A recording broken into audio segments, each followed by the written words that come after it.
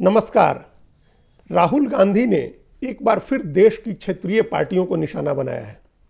उन्होंने कहा है कि किसी भी क्षेत्रीय पार्टी के पास राष्ट्रीय दृष्टि नहीं है। राहुल गांधी इतने पर नहीं रुके, उन्होंने अपनी पार्टी को यानी कांग्रेस पार्टी के बारे में तो कहा ही कि कांग्रेस ही एकमात्र पार्टी है जिसके पास राष्ट्रीय दृष्टि है, लेकिन इसके साथ साथ उन्होंने ये भी कहा कि तो तमाम क्षेत्रीय पार्टियां हैं देश की, उनके पास कोई राष्ट्रीय दृष्टि नहीं है। उनकी दृष्टि एक समुदाय या एक राज्य की दृष्टि का प्रतिनिधित्व करती है। राष्ट्रीय दृष्टि जो होना चाहिए है वो उसका नेशनल विजन का प्रतिनिधित्व नहीं करती हैं ये प्रादेशिक पार्टियां। राहुल गांधी ये बात पहले भी कह चुके हैं, और जब उन्होंने पहले ये बात कही थी तो देश की लगभग सभी क्षेत्रीय पार्टियों ने इस पर प्रतिक्रिया दी थी, नाराजगी जताई थी। लेकिन अब जब भारत जोड़ो यात्रा के दौरान उन्होंने ये बात कही है तो किसी ने इस पर ध्यान नहीं दिया, किसी ने इस पर प्रतिक्रिया नहीं दी है। इसका एक मतलब तो सीधा सीधा ये है कि क्षेत्रीय पार्टियां ये मैसेज दे रही हैं कि राहुल गांधी की बात को गंभीरता से लेने की जरूरत नहीं है। अब सोचे कि देश की लगभग तमाम क्षेत्रीय पार्टियां जो हैं वो या तो कांग्रेस के साथ हैं या कांग्रेस की विचारधारा का प्रतिनिधित्व करती हैं, जिनको समान विचारधारा की पार्टी कहा जाता है। और जिन समान विचारधारा वाली पार्टियों की बैठक अभी संसद के सत्र में नियमित रूप से कांग्रेस पार्टी बुला रही है। कांग्रेस के राष्ट्रीय अध्यक्ष मल्लिकार्जुन खड़गे अभी कम से कम 2 बार समान विचारधारा वाली पार्टियों की बैठक कर चुके, तो उन्हीं समान विचारधारा वाली पार्टियों को राहुल गांधी ने निशाना बनाया है और कहा है कि उनके पास कोई राष्ट्रीय दृष्टि नहीं है। अब एक बड़ा सवाल तो क्या है, ये बड़ा सवाल समझदारी का है कि ये कैसे कहा जा सकता है कि किसी एक राज्य की जो पार्टी है उसकी दृष्टि राष्ट्रीय नहीं है। राष्ट्रीय दृष्टि क्या होती है? जो एक व्यक्ति का दृष्टि है वो क्या राष्ट्रीय नहीं हो सकती है? या एक पार्टी जो एक राज्य में काम कर रही है सिर्फ उसकी दृष्टि राष्ट्रीय नहीं हो सकती है? असल में हर नागरिक की दृष्टि, हर एक नागरिक की दृष्टि राष्ट्रीय हो सकती है, हर पार्टी की दृष्टि राष्ट्रीय हो सकती है। जो एक राज्य में ही काम कर रहा है अंततः उस राज्य से ही राष्ट्र बना है। जैसे नागरिक से समाज बनता है, समाज से राज्य बन रहे हैं, राज्यों और राज्यों से राष्ट्र बना है, उसी तरह से एक जो सबसे छोटी इकाई है वो भी नेशनल विजन का प्रतिनिधित्व करती हो सकती है। और जो राष्ट्रीय पार्टी है कई बार उसकी दृष्टि भी ऐसी होती है कि उसको राष्ट्रीय नहीं कहा जा सकता है। और उसी दृष्टि को लेकर के, उसी विचारधारा को लेकर के जो देश की नहीं इस दुनिया की सबसे बड़ी पार्टी है उसकी विचारधारा को लेकर के, जो भारतीय जनता पार्टी है उसकी विचारधारा को लेकर के राहुल गांधी इसलिए सवाल उठाते रहते हैं या कांग्रेस इसलिए हमले करती है क्योंकि उसका मानना है कि यह राष्ट्रीय दृष्टि का प्रतिनिधित्व नहीं है, या बीजेपी राष्ट्रीय दृष्टि के हिसाब से काम नहीं कर रही है, राजनीति नहीं कर रही है। तो सोचे जो दुनिया की सबसे बड़ी पार्टी है वो भी एक बिंदु पर ऐसा हो सकता है कि राष्ट्रीय दृष्टि का प्रतिनिधित्व नहीं कर रही हो। फिर यह कैसे कहा जा सकता है कि जो क्षेत्रीय पार्टी है उसके पास कोई नेशनल विजन नहीं है? कई मिसालें इसकी दी जा सकती हैं। जैसे राहुल गांधी ने अभी अपने राजस्थान में अपनी यात्रा के दौरान कहा, अलवर में भी उन्होंने ये बात कही, उसके पहले भी कही कि आदिवासी इस देश के असली मालिक हैं। इस बात से किसी को कोई आपत्ति नहीं हो सकती है। लेकिन क्या यही बात हेमंत सोरेन झारखंड में नहीं कहते हैं? क्या झारखंड मुक्ति मोर्चा इस मूल विचार का प्रतिनिधित्व करने वाली पार्टी नहीं है? उस पार्टी की पूरी विचारधारा जल, जंगल और जमीन पर आदिवासी अधिकारों की लड़ाई लड़ने की है। उनका मालिकाना हक दिलाने की लड़ाई वो पार्टी लड़ती रही और इसी आधार पर झारखंड राज्य का आंदोलन हुआ था और अलग झारखंड राज्य का गठन हुआ। फिर कोई भी नेता ये कैसे कह सकता है कि वो झारखंड में जो आदिवासी के हितों की लड़ने वाली पार्टी है उसकी जो दृष्टि है वो राष्ट्रीय नहीं है? इसी तरह से देश में तमाम ऐसी पार्टियां हैं जो दलित समाज का, वंचित समाज का प्रतिनिधित्व करती हैं, जो पिछड़े समाज का प्रतिनिधित्व करती हैं, अलग अलग भौगोलिक इलाकों में और या अलग अलग सामाजिक क्षेत्रों में काम करने वाली पार्टियां हैं। और उनकी दृष्टि भले उस समय सीटों की संख्या के लिहाज से या अपने विस्तार के भौगोलिक क्षेत्र की समस्या, क्षेत्र के लिहाज से उनकी दृष्टि भले क्षेत्रीय लगती हो, लेकिन वो अंततः एक राष्ट्रीय दृष्टि का प्रतिनिधित्व करने वाली पार्टियां हैं। इसलिए वैचारिक दृष्टि से देखें, अगर शुद्ध रूप से सैद्धांतिक दृष्टि से देखें, तब भी राहुल गांधी का बयान अपनी कांग्रेस पार्टी के लिए नुकसानदेह साबित हो सकता है, या ये भी कह सकते हैं कि सैद्धांतिक स्तर पर उनका बयान बहुत समझदारी भरा नहीं है। अब इसके राजनीतिक पहलू को देखें। इसका राजनीतिक पहलू कांग्रेस के लिहाज से और नुकसानदेह है, क्योंकि इस देश में जितनी क्षेत्रीय पार्टियां हैं जो मजबूत हैं वो या तो कांग्रेस के साथ हैं या कांग्रेस को बाहर से समर्थन कर रही हैं।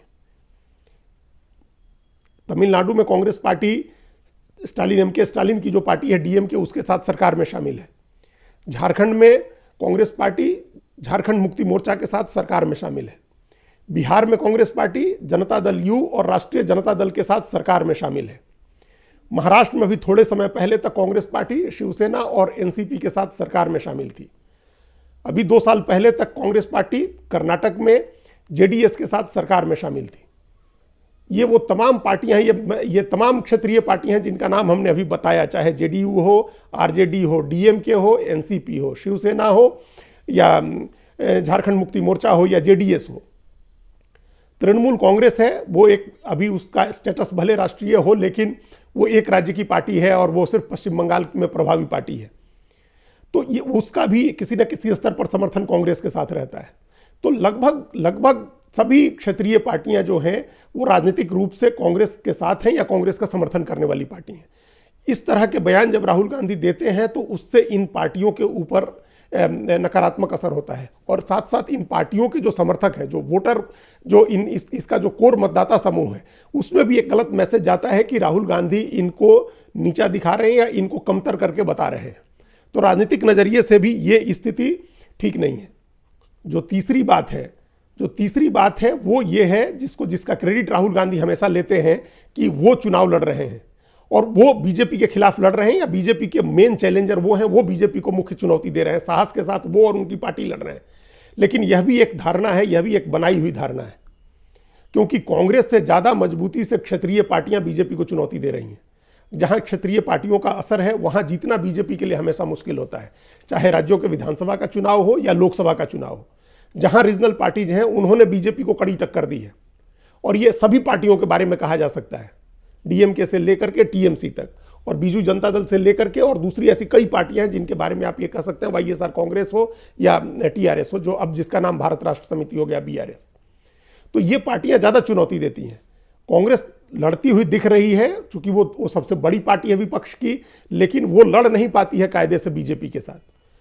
और जिन राज्यों में पिछली बार बीजेपी को हरा करके कांग्रेस जीत गई थी, राजस्थान में, मध्य प्रदेश में, छत्तीसगढ़ में, उन राज्यों में भी लोकसभा चुनाव में कांग्रेस बीजेपी का मुकाबला नहीं कर पाई थी। राजस्थान में 2019 के लोकसभा चुनाव में बीजेपी ने सभी 25 सीटें जीती थी। मध्य प्रदेश में भी सिर्फ 1 सीट कांग्रेस जीत पाई थी, बाकी सारी सीटें बीजेपी ने जीती। छत्तीसगढ़ में भी कांग्रेस सिर्फ 2 सीट जीत पाई, बाकी सारी सीटें वहां भी बीजेपी ने जीती। तो ये उन राज्यों की बात है जहां कांग्रेस सरकार में थी और वहां भी लोकसभा में बीजेपी को वह नहीं रोक सकी, बीजेपी का विजय रथ कांग्रेस नहीं रोक पाई। गुजरात में कोई क्षेत्रीय पार्टी नहीं है और वहां लगातार वो सारी सीटें बीजेपी जीतती हैं, वो प्रधानमंत्री का गृह राज्य भी है।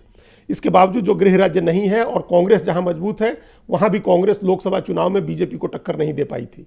पंजाब, हरियाणा, हिमाचल प्रदेश, उत्तराखंड, ये सब इसकी मिसालें हैं। तो कांग्रेस का ये जो मिथक है कि कांग्रेस लड़ती है और बाकी क्षेत्रीय पार्टियां नहीं लड़ती हैं, ये भी गलत है, क्योंकि बाकी क्षेत्रीय पार्टियां लड़ती हैं, मजबूती से लड़ती हैं, बीजेपी को हरा भी देती हैं। क्षेत्रीय पार्टियों के पास ही ऐसे नेता हैं जो चैलेंज देते हैं राज्यों में जिनका मुकाबला करने के लिए बीजेपी के पास कोई चेहरा नहीं है। यह हर उस राज्य की बात है जहां क्षेत्रीय पार्टियां मजबूत हैं, जहां भाषाई अस्मिता की राजनीति होती है, क्षेत्रीय अस्मिता की राजनीति होती है। उन राज्यों में बीजेपी के पास कोई ऐसा चेहरा नहीं है जो रीजनल पार्टीज के जो क्षत्रप हैं उनका मुकाबला कर सकें। उसके मुकाबले जिन राज्यों में कांग्रेस मजबूत है वहां कांग्रेस के जो लीडर हैं प्रदेश के, उनको चुटकियों में हराने वाले नेता हैं बीजेपी के पास। इसलिए ये 3 मुद्दे हैं। पहला सैद्धांतिक मुद्दा है जिसके आधार पर उन्होंने कहा, राहुल गांधी ने, कि क्षेत्रीय पार्टियों के पास राष्ट्रीय दृष्टि नहीं है, नेशनल विजन नहीं है। वो सैद्धांतिक आधार गलत है, क्योंकि कोई भी क्षेत्रीय पार्टी अंततः राष्ट्रीय दृष्टि का ही प्रतिनिधित्व करती है। दूसरी बात जो है वो ये है कि कांग्रेस ही लड़ती है, साहस के साथ कांग्रेस लड़ती है, बाकी क्षेत्रीय पार्टियां नहीं लड़ सकती हैं, नहीं लड़ती हैं। ये भी एक गलत धारणा है, क्योंकि क्षेत्रीय पार्टियां ही लड़ रही हैं, बीजेपी को चुनौती दे रही हैं और उसको हरा रही हैं। और जो तीसरी बात है वो ये है कि ये ज़्यादातर क्षेत्रीय पार्टियां जो हैं वो कांग्रेस के साथ हैं। तो उनके खिलाफ बोल करके, उनको निशाना बना करके, उनके ऊपर सवाल उठा करके, उनकी वैधता को चुनौती दे करके राहुल गांधी अंततः अपना और कांग्रेस पार्टी का नुकसान कर रहे हैं। जो क्षेत्रीय रीजनल छत्रप हैं वो मजबूत हैं और वो अपने अपने अकाउंट में सारे बड़े नेता हैं, चाहे बिहार में लालू यादव और नीतीश कुमार हो, पश्चिम बंगाल में ममता बनर्जी हो, तमिलनाडु में एम के स्टालिन हो, आंध्र प्रदेश में जगन मोहन रेड्डी हो, तेलंगाना में के चंद्रशेखर राव हो, महाराष्ट्र में शरद पवार या उद्धव ठाकरे हो। ये सब मजबूत नेता हैं और ये सीधे कांग्रेस के साथ हैं या इनका सद्भाव कांग्रेस के साथ है। तो कोई ऐसा बयान नहीं देना चाहिए, इस तरह की बात नहीं कहनी चाहिए जिनसे इन नेताओं का के अहम को चोट पहुंचती हो, इनका ईगो हर्ट होता हो। क्योंकि अंततः कांग्रेस पार्टी को अगले चुनाव में इन्हीं पार्टियों के साथ मिलकर के लड़ना है, बीजेपी को चुनौती देनी है। तो इस तरह की बात कहना, ये ठीक है कि राहुल गांधी भारत जोड़ो यात्रा कर रहे हैं और उनकी पहली चुनौती ये है कि कांग्रेस को इतना मजबूत करें कि वो बीजेपी को चुनौती दे सके, बीजेपी से लड़ सके। लेकिन उसके लिए जरूरी नहीं है कि आप क्षेत्रीय पार्टियों को की आलोचना करें, उनको कमतर दिखाएं और कोई ऐसा काम करें जिससे वो कांग्रेस से उनकी दूरी बढ़े। फिर कांग्रेस मजबूत होने के बजाय और कमजोर हो जाएगी। धन्यवाद।